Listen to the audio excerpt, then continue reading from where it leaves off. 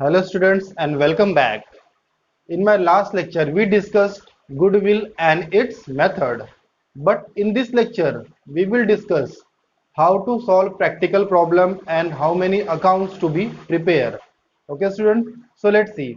तो first of all मैं आपको यहाँ पे बताऊंगा कि आपको क्वेश्चन में क्या दिया रहेगा, बिकॉज अगर आपको बेसिक कॉन्सेप्ट पता रहेगा तो आप लोग जो है खुद से भी क्वेश्चन सॉल्व कर सकते हो. सो let's C.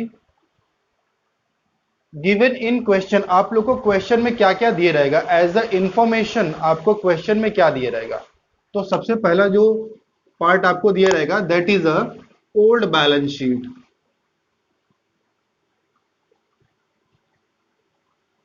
Old balance sheet of old firm. And second one is 4 to 6 adjustments. तो आपको यहाँ पे 4 to 6 एडजस्टमेंट्स दिए रहेंगे and adjustments are completely based on admission of partner.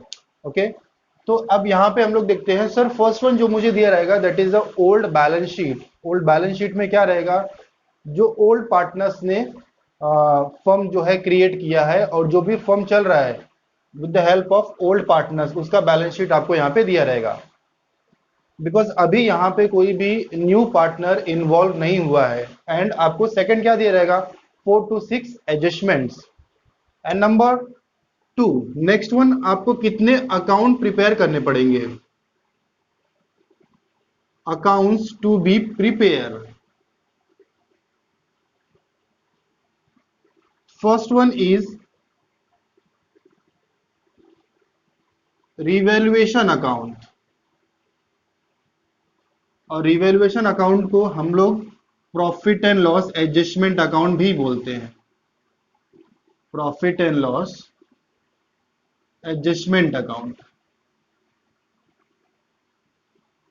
Number 2, partners capital account. Sir normal सी बात है, ये चैप्टर जो है वो completely based on partner.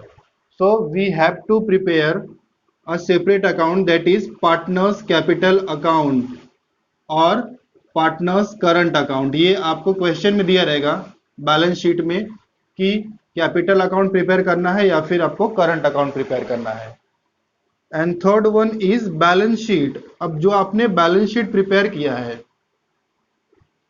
Balance sheet आपको यहाँ भी दिया है और आपको यहाँ पे भी प्रिपेयर करना पड़ता है. अगर इनकेस आपको इन फ्यूचर बिजनेस करना है तो आपको बैलेंस शीट प्रिपेयर करना पड़ेगा. अब ये जो बैलेंस शीट प्रिपेयर होगा वो न्यू फर्म का होगा जिसमें न्यू पार्टनर भी इन्वॉल्व होगा, that is a new firm balance sheet. और आपको यहाँ पे कुछ वर्किंग नोट्स भी बनाने हैं जो मेरे क्वेश्चन को हेल्प करेगा. एंड वर्किंग नोट्स में क्या क्या है, सबसे पहला जो अकाउंट है वो कैश एंड बैंक है. कुछ स्टूडेंट्स क्या बोलते हैं, सर कैश अकाउंट प्रिपेयर होगा या फिर बैंक अकाउंट प्रिपेयर होगा. ये चीज आपको balance sheet, old balance sheet में से पता चलेगा. अगर इनकेस असेट साइड में आपको बैंक दिया है so you have to prepare bank account, और अगर कैश दिया है तो आपको कैश अकाउंट प्रिपेयर करना पड़ेगा. Number 2 is goodwill account. Goodwill account जो है वो, देखो गुडविल जो होता है वो बहुत ही इंपॉर्टेंट चीज है, बहुत ही इंपॉर्टेंट सब्जेक्ट है कि किस तरह से मुझे एडमिशन ऑफ पार्टनर में गुडविल का वैल्यूएशन करना है. तो इसके लिए आपको गुडविल अकाउंट प्रिपेयर करना पड़ेगा. And it is up to you, आप चाहो तो बिना कैश बैंक अकाउंट और बिना गुडविल अकाउंट के भी प्रॉब्लम सॉल्व कर सकते हो. बट अगर हम लोग इसको प्रिपेयर करेंगे तो फिर आपको ये बैलेंस शीट को टैली करने में बहुत ही यूजफुल है, बहुत ही हेल्प होगा. ओके, तो अब मैं आपको एज अ ओवरली बताता हूँ कि what is the mean of revaluation account. Revaluation account क्या होता है. रिवैल्यूएशन अकाउंट मीन्स कि जो भी असेट्स और लायबिलिटीज ओल्ड बैलेंस शीट में दिया गया है उसका डिक्रीज और इंक्रीज की वजह से जो प्रॉफिट एंड लॉस आता है वो फाइंड आउट करना और वो प्रॉफिट एंड लॉस को डिस्ट्रीब्यूट करना and transfer in partners capital account के लिए हम लोग प्रिपेयर करते हैं revaluation account. Okay, so in short मैं आपको बताता हूं कि revaluation account is prepared for the purpose of distributing and transferring profit and loss of the firm by increasing and decreasing of assets and liabilities at their book value. It is a revaluation account. And next one is partners capital account or current account. Any transactions have done by partner, so we need to record that transaction in partners capital account. And balance sheet means balance sheet is a statement, it is a financial statement of assets and liabilities which shows the financial position of the business. Okay students, so you can note down. So students, first account यहाँ पे दिया गया है, that is the revaluation account. And revaluation account का second name क्या होता है? Profit and loss adjustment account. So don't be confuse कि सर रिवैल्यूएशन क्या होता है और प्रॉफिट एंड लॉस एडजस्टमेंट क्या होता है. Both are same. Okay, so let's see what is the mean of revaluation account and what is the purpose to maintaining this account. So let's see, यहाँ पे उसने दे दिया है, it is prepared for the purpose of distributing and transferring the profit and loss arising out of increase and decrease in the book value of assets and liabilities of the partnership firm. ये आपको board पे दिया गया है. तो इसका मतलब ये होता है कि हम लोग रिवैल्यूएशन अकाउंट क्यों प्रिपेयर करते हैं. बुक वैल्यू जो भी मुझे बैलेंस शीट दिया गया है, ओल्ड बैलेंस शीट दिया गया है, उसका जो भी असेट्स और लायबिलिटीज होता है, अगर वो इंक्रीज और डिक्रीज हो रहा है, उसकी वजह से जो भी प्रॉफिट और लॉस होता है उसको डिस्ट्रीब्यूट करना और ट्रांसफर करना इन पार्टनर्स कैपिटल अकाउंट और पार्टनर्स करंट अकाउंट. ओके, तो अभी हम लोग यहाँ पे देखते हैं कि सर ये फॉर्मेट कैसा है. रिवैल्यूएशन अकाउंट को फॉर्मेट देखते हैं, बिकॉज हमें क्या करना है, इसमें सॉल्व करना है और बाकी भी फॉर्मेट्स है, मैं आपको वन बाय वन बताता हूँ. सो फर्स्ट मेरा फॉर्मेट है, that is a revaluation account. तो रिवैल्यूएशन अकाउंट आपका कुछ इस तरह से बनेगा और आपको यहाँ पे क्या लिखना है, डेबिट लिखना है और यहाँ पे आपको लिखना है क्रेडिट लिखना है. तो आपका जो इतना पार्ट है वो डेबिट साइड है और इतना पार्ट है that is credit side. Okay, और यहाँ पे आपको स्टार्ट करना है 2 से और यहाँ पे बाय से. ओके, ये आपका डेबिट साइड है और ये आपका क्रेडिट साइड है. Okay, of revaluation account. कभी कभी क्या होता है कि जो भी स्कोरिंग स्टूडेंट रहता है, जो ब्रिलियंट स्टूडेंट रहता है, वो कभी कभी क्या होता है, वो डेबिट और क्रेडिट लिखना भूल जाता है. अगर आपका 90 अबव जा रहा है, 90% अबव जा रहा है अकाउंट्स में, तो एग्जामिनर क्या करता है, डेबिट और क्रेडिट पे भी मार्क्स कट करता है. तो इसके लिए हमें क्या करना है, इसको ध्यान से देखना है. ओके, अब ये आपका फॉर्मेट है ऑफ रिवैल्यूएशन अकाउंट. इसमें सबसे इंपॉर्टेंट चीज क्या होता है, ये जो फॉर्मेट है वो completely based on adjustment. Adjustment के बेस पे हमें ये फॉर्मेट प्रिपेयर करना पड़ता है, हमें यहाँ पे ट्रांजैक्शन रिकॉर्ड करना पड़ता है. तो अगर in case old balance sheet में कुछ भी अमाउंट दिया है असेट साइड में, जैसे मैंने बोल दिया असेट्स में यहाँ पे दे दिया गया है ओल्ड बैलेंस शीट में furniture. Furniture is a asset. तो फर्नीचर का मैंने अमाउंट बोल दिया सर 50,000 है और एडजस्टमेंट में कुछ उसका ट्रांजैक्शन दिया गया, कुछ एडजस्टमेंट दिया गया है और वहां पे उसने बताया कि सर यहाँ पे 50,000 फर्नीचर जो था उस पर 5% क्या हो गया, डेप्रिसिएशन हो गया. ओके, तो 5% डेप्रिसिएशन हो गया, मतलब जो है 50,000 का 5% होता है, सॉरी मैंने यहाँ पे बोल दिया 5%, तो 50,000 का 5% होता है 2,500. ओके, सो डेप्रिसिएशन 5% मैंने यहाँ पे बता दिया. तो अब जो अमाउंट बचा वो कितना बच रहा है, 47,500. इसका मतलब ये है कि जो ओल्ड बैलेंस शीट में मुझे फर्नीचर दिया था वो 50,000 था और जो न्यू बैलेंस शीट में आएगा वो कितना आएगा, 47,500. इसका मतलब क्या हो रहा है कि मेरा असेट डिक्रीज हो रहा है. तो अगर इन केस आपका असेट जो है वो डिक्रीज होगा तो कहाँ पे आएगा, डेबिट साइड में आएगा. तो डिक्रीज इन असेट होता है, डिक्रीज इन असेट्स अगर हो रहा है तो आपको रिकॉर्ड करना है डेबिट साइड में.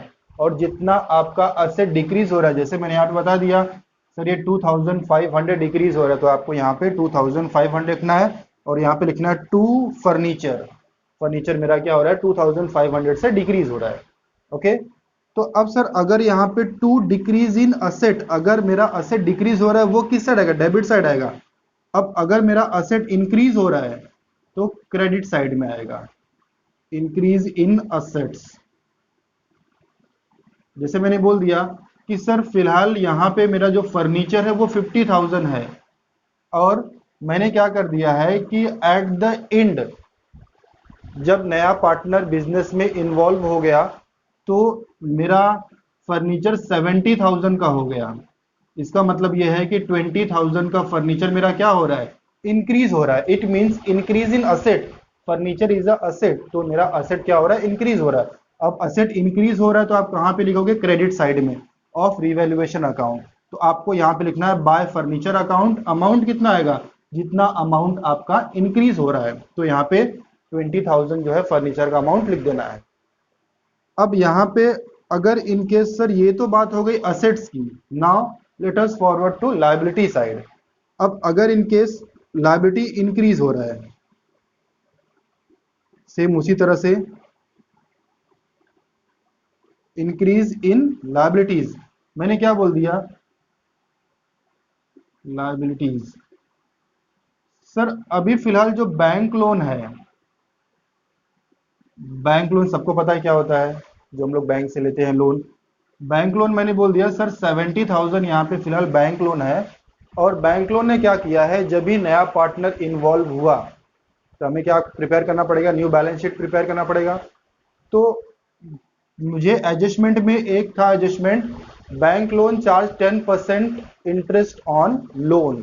सो 10% इंटरेस्ट ऑन लोन, इसका मतलब जो है आपको 10% इंटरेस्ट लिखना पड़ेगा। तो 70,000 का 10% कितना होता है, 7,000 होता है। इसका मतलब ये है मेरा बैंक लोन क्या हो रहा है, वो 7,000 से इंक्रीज हो रहा है। पहले 70,000 था, अभी कितना हो गया है, 77,000 हो गया है। इसका मतलब ये है कि 7,000 इंक्रीज हो रहा है। So bank loan is a liability. अब लायबिलिटी इंक्रीज हो रहा है 7,000 से, इंक्रीज इन लायबिलिटी, तो आपको कहां पे लिखना है, debit side of revaluation account, that is 7,000, और यहाँ पे आपको लिखना है टू बैंक लोन। ओके। अब सर अगर इनकेस यहाँ पे इंक्रीज इन लायबिलिटीज डेबिट में आ रहा है तो decrease in liabilities credit side में आएगा।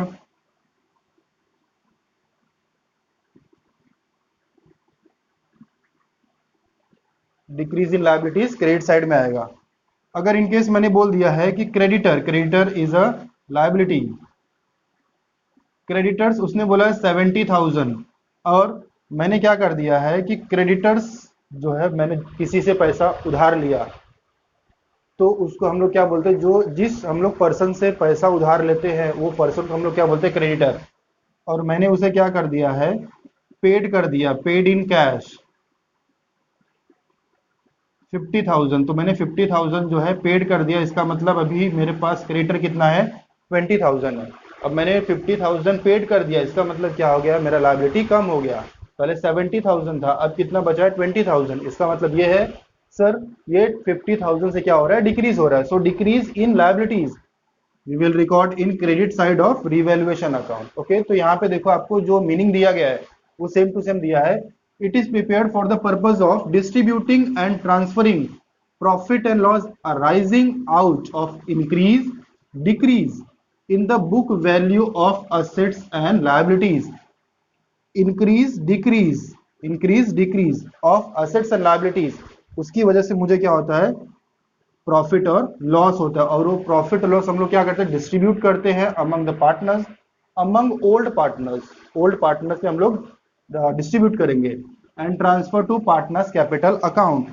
तो अगर इनकेस मुझे यहाँ पे बैलेंस मिल रहा है, आफ्टर टोटलिंग मुझे यहाँ पे जो है बैलेंस मिलेगा, तो मैं क्या करूंगा, इसको पार्टनर्स कैपिटल अकाउंट में ट्रांसफर करूंगा। ओके, तो मैंने यहाँ पे एज्यूम कर लिया मेरे दो पार्टनर्स है, दैट इज ए और बी। मैंने दोनों को ओल्ड रेशियो में डिस्ट्रीब्यूट करूंगा और यहाँ पे अमाउंट लिख दूंगा। और अगर इनकेस मुझे यहाँ पे बैलेंस मिल रहा है तो फिर मैं सेम वही, मैं यहाँ पे जो है पार्टनर्स कैपिटल अकाउंट में ए और बी। ओके, तो यहाँ पे मुझे जो है रीवैल्यूएशन अकाउंट मिल जाएगा। Okay, so it is a format of revaluation account, that is profit and loss adjustment account. Okay, अगर इनकेस आपको यहाँ पे बैलेंस मिल रहा है, it means you are getting profit, और यहाँ पे हो रहा है तो आपको यहाँ पे क्या हो रहा है, लॉस हो रहा है। So students, now let's see number 2। Number 2 is partners capital account और करंट अकाउंट।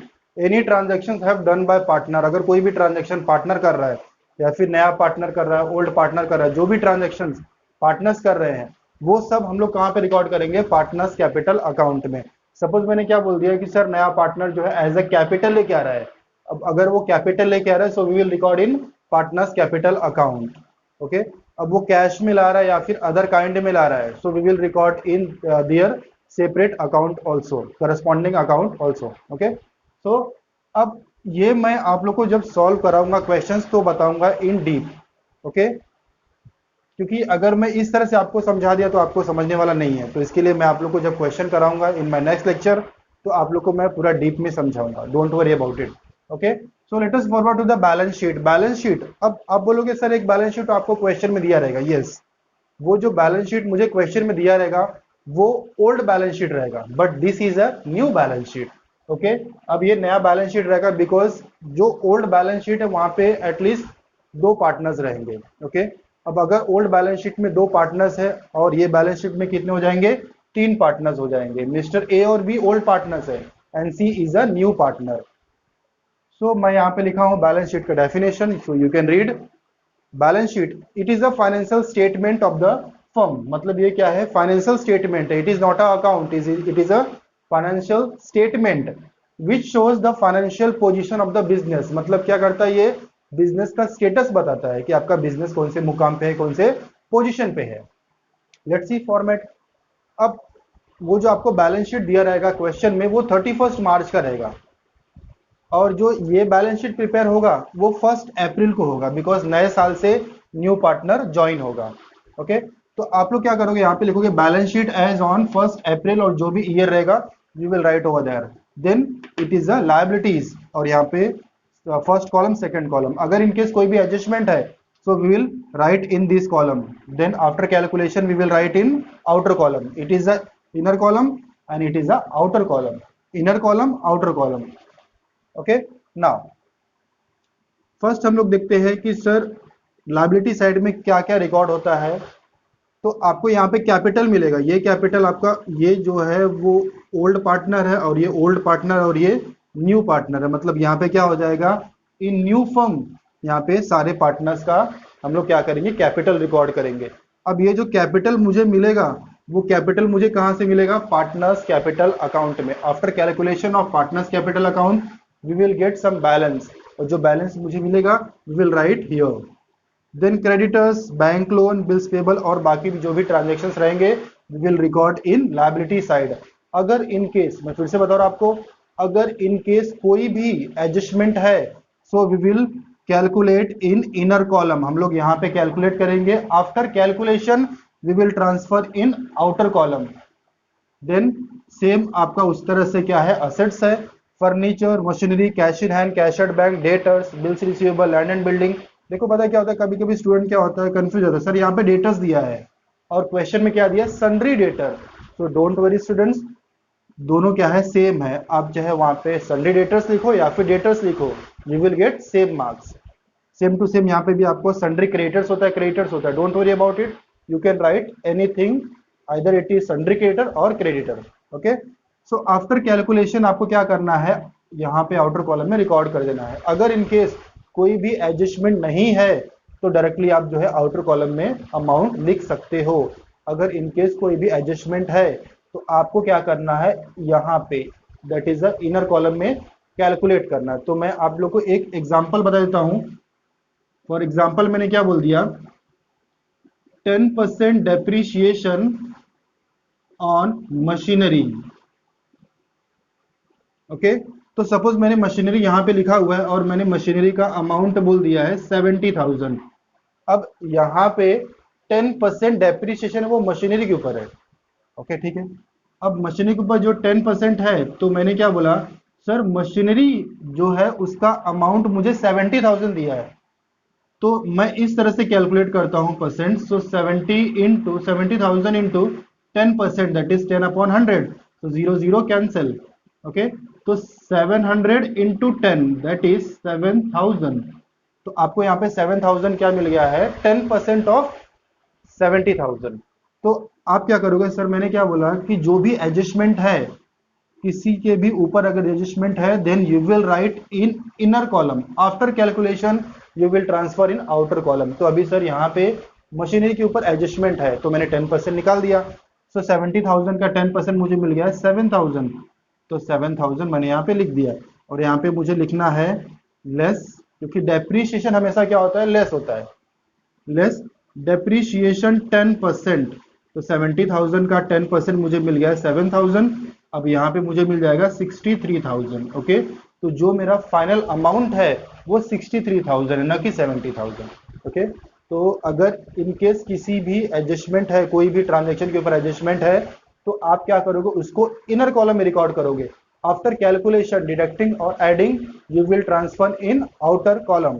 ओके, इस तरह से मैं पूरा रिकॉर्ड कर दूंगा। अब क्या करना है, मुझे बैलेंस शीट का दोनों साइड, लायबिलिटी और असेट, दोनों साइड क्या होना चाहिए, इक्वल अमाउंट आना चाहिए। जैसे मैंने बोल दिया सर मुझे यहाँ पे 1 लाख आ रहा है, तो यहाँ पे भी 1 लाख आना चाहिए, तो ही आपका आंसर करेक्ट होगा। अदरवाइज कहीं ना कहीं आपने कुछ भी तो मिस्टेक किया हुआ है। ओके स्टूडेंट्स, सो आज के लिए हम लोग क्या करते हैं, बस करते हैं। In my next lecture we will start question number 1, that is a practical problem. तो मैं क्वेश्चन नंबर 1 स्टार्ट करूंगा। तो आज के लिए हम लोग बस करते हैं, सो you can note down. Thank you so much students.